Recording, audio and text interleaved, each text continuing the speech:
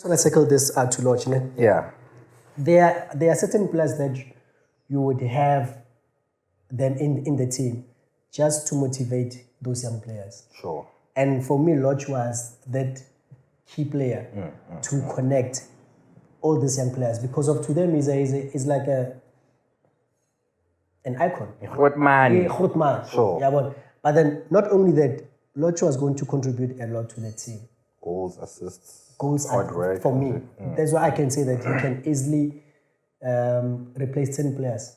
And then who would you have replaced to put lorch in if you're to be the coach in this moment and say, no, you can put lorch in, but keeper, who would you take out? I'm sorry, I was going to sacrifice Ubas. Who? Ubas. Fair enough. Because of you have Yaya, sure, you have Mukwena, you have we're not lacking in Mbata. Yeah. We're not lacking in that aspect. So I don't get why you would take 3 defensive players.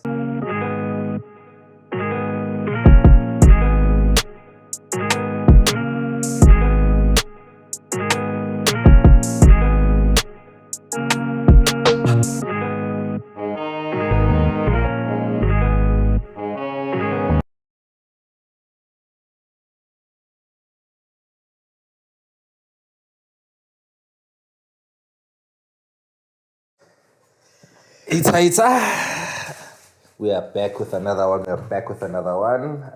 December, going into Afcon. It's about that time. Hope everyone is excited to watch our team competing in Afcon. But before we start, let me introduce myself. Sean is the name. Silas, it's the name. 3 days to go to the CAF. Let's go. Let's keep it going, man. Obviously, CAF is here. You know, we are all rooting for Bafana, hoping that the boys do well and represent us well in the competition. But I just wanna zone in on the first game, you know, before we even go. The most important game. Yeah, before we even go into the knockouts and how far we can go as a country. But first game, playing Angola. On the 22nd, Yeah. Yeah, 22nd. What are your views? How do you feel about that game? And it's something that we actually touched on offline, to saying that I went and checked the stats. So it actually favors us because we have won all those 3 games. Sure. I'm not saying that we need to undermine Angola. I'm not saying that. But the odds are with us concerning this one. Then also I checked the Angolan team as well. I'm not so... You're not convinced? Yeah, convinced. So I'm just hoping that the boy could do themselves a very big justice. Why, what is it, or why are you not specifically convinced by Angola, the team that they currently have right now? Given the form that Bafana is in, sure, I believe that we can conquer any team. You think so? So yeah, every second team would just come as a second dad because of the amount of time those boys had and how they played. I mean, they don't have any loss in 2025. Unbeaten, going on a serious unbeaten run. Unbeaten. So I so wish that the boys could actually carry the same momentum into CAF as well, of which I believe they will. And when coming to Angola, same applies to Egypt. For me, they're not the teams of old. Yeah, maybe back then, a couple of years ago, would have a different conversation. But this is now, and I believe that it's the Bafana time. Do you not believe or think that teams like maybe Angola, Egypt, and Banban, they come alive when it comes to competitions? Even if maybe they're not playing their best football during the year, but when it comes to the cup competitions, they do well, because I think Angola has always been a tricky team, even if they're not at their best. They've always been a tricky team for most, I think, countries whenever they're playing in Afcon. So do you not think that it's a team which, even if the odds are theoretically in our favor, even though they're theoretically in our favor, but you don't think that the team we possibly face might just be a team which is, seriously prepared and ready for whatever is going to be thrown their way. Because I feel like those are the type of teams which somewhat know how to soak pressure. No, true. Even if you keep coming at them, they soak pressure, and if they get one or two goals, then it becomes a bit difficult, especially for a team like South Africa where we don't entirely have a striker who we know who's saying, Lana. Lana, I'm getting my goals today. Yeah. No, fair enough, ne? But Bafana being Bafana, I think they will do extremely well. You genuinely believe I just have this, because of I've seen those players, and this is something we actually touched on. So I've seen the squad depth as well for me. If ever Bruce wants to play high tempo soccer, he can do that 90 minutes because of he has the material, even from the bench. I think that also makes me a bit comfortable. But I'm not overwriting either. I'm glad that we're not talking about Zim.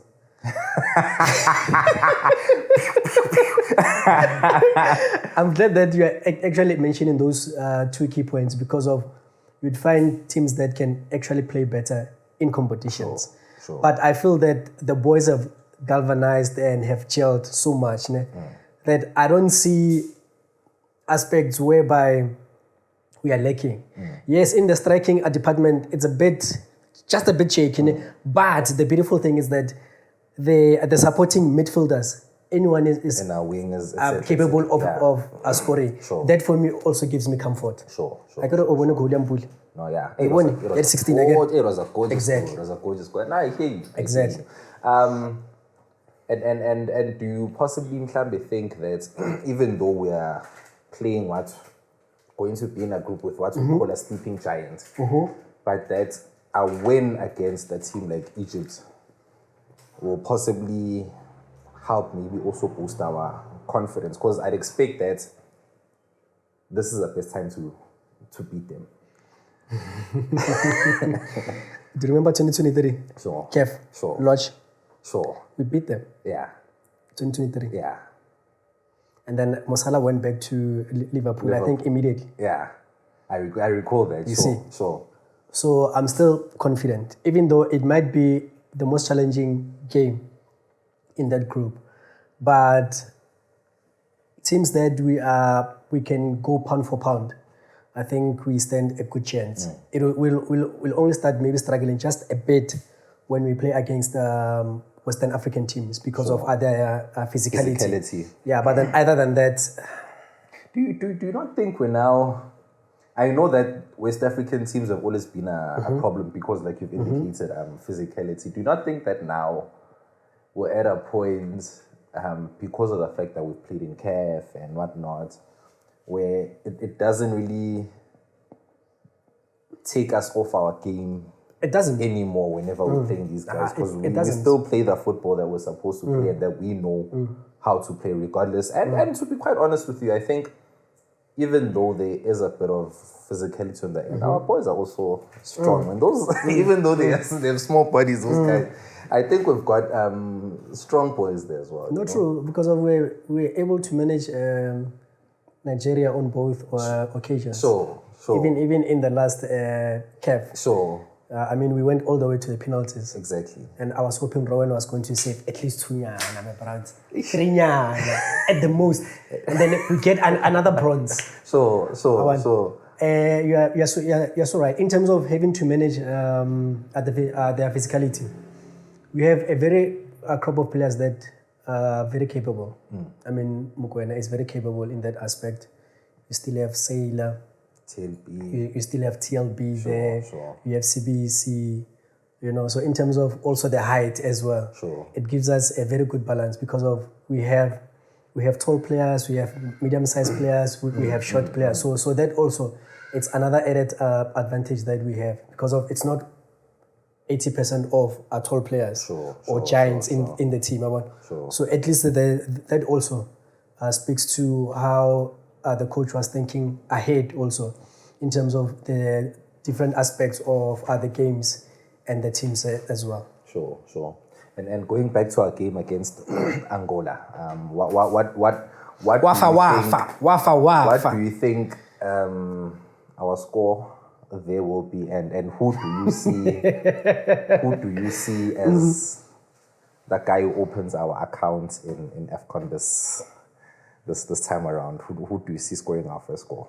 I see Makop scoring our first goal. Sure. And he must dance. He must dance. After scoring that goal, he must dance, please. I see Makopa because of the position that Makopa plays. It's not a lot of players that can actually play that role. He makes it look so easy, but then yet it's the most difficult position because of he's tall, he's physical, but then at the very same time, he's very comfortable on the ball. And I love the fact that he can draw defenders as well, sure. and then be able just to play the other guys. I think for me, he's going to have one of a hell tournament, because he's a bronze now. In 2023, he was there. He was there, and he scored. And he even scored, even during the which game of the World Cup qualifiers. He scored. I think against the last game we played. Was it Rwanda? Yeah, I think it was Rwanda. And guess what? He came back though because of someone. I think someone got injured or something, and then they had to draw him in. You know, so he has actually proved that he actually fights for the badge. So for me, I don't want to touch on Rayleigh. You know, I love Rayleigh. I don't want to touch on Rayleigh. I see Mokoena also having a good tournament. But the one person that I'm also going to put at the same pedestal with Makopa is the master chef. Mbuli. Yeah, Mbuli is going to have. I have to say, I agree with that. Master chef, I see him cooking a lot in the kitchen. I see him cooking a lot. But I genuinely hope that he sees himself cooking. Yeah, when I hope that he goes into this competition having the faith that all the supporters actually have in him, because clearly a lot of people expect good things from him. So I hope that now he'll go in there with that, and that he'll also actually play to that level that we expect him to play to. Man, I think right now would be the best time for him. If there's people who are still not convinced, this would be the time for him to make sure that he keeps people quiet. He would, and he doesn't have 10 caps, ne? It's less, ne? I think so, yeah. I think it's less, but he's slowly. But then he is, He's slowly making his way. And that's something that we're touching on earlier. I think when also, sorry to digress a bit, I think also going to the World Cup, I'd take him and Swane. Swane, do you think he'll still have the legs? Yeah. I think if ever there's one player who can play in the pockets, it's Swane. No, Swane, I mean, he plays a very beautiful game. He really plays a beautiful game. And I think how good he is. Testament to that is the fact that Supros called him in after once upon a time saying, obviously, whatever he said about him. Exactly. But he ended up saying what he needed in the previous. So I think that speaks a lot. But I don't know. I hope we're pushing an understanding. Because for me, even if you were to push him to 50-60 minutes, he can give you. And then maybe introduce the master chef. Or there would be other games whereby Otomaga the master chef, and then towards maybe the latter days of the latter time of the game, you get in Zwane. You can just play them. The link up with Umkwena is always something to marvel at. So maybe we can consider. Maybe we can consider. So. Ukuthi nje ngiyakuza so manje seeing that you obviously think that we'll possibly navigate our way into the group stages, 9 points. You think we're getting a clean 9? 9 points. And to answer your question that I had forgotten, the boys can easily win maybe 3-0. Sure. Our opening game against Angola. Yeah. The boys can even push it to 5, but I'm just gonna keep it on 3. Now let's hope the boys do that. Let's hope they give us 3-0. But I think what I wanted to just touch on as well is obviously South Africa is home. For us, there's a bit of bias in terms of how we look at our team. But when you're just being objective, which other teams outside of us do you think possibly could go the full length? Or if we somehow get to the final, what other team do you think that will come against there? From the top of my mind, I'd say Senegal. Sure. Yeah, Senegal, man, has quality players. And they're another balanced team as well. Sure. And I'd also give it to Morocco because of their home. Their home. You know? And sorry to cut. You know, the last time I spoke to Okulest, he told me that he said he's Senegali. He rates it high, but he thinks that there's what they depending on one guy. Son, Mohamed. Yeah. I don't think so. You don't think so? Yeah, I don't think the team is centered around Son. Sure. Because of you still have other players that are actually playing in big leagues. In big leagues as well. I mean, you have Botsa in the APL. Sure. So it speaks about the quality that they have. I mean, we used to have Koulibaly from Chelsea. Now he's in Saudi. Sure. You know, so you have a very good balance. And most of their players, I think they are also based in France, which is another added pipeline. Senegal HGC. Sure. So which is another added element to their game. But then it's not centered around Mane. I don't think so. Sure. Maybe a couple of years back when he was also that guy in Liverpool. You know, as yeah. well. Sure. But then now everyone is very capable there. Morocco, because obviously they also play in the best leagues. Yeah, they've also got, I guess, the same, almost like Senegal, where Senegalese tend to go to France. Their players tend to go to Spain. Yeah, to Spain. I go Sure. So give flight though and flag it. So now, but obviously they've got good players. No, they good do. Development. They do.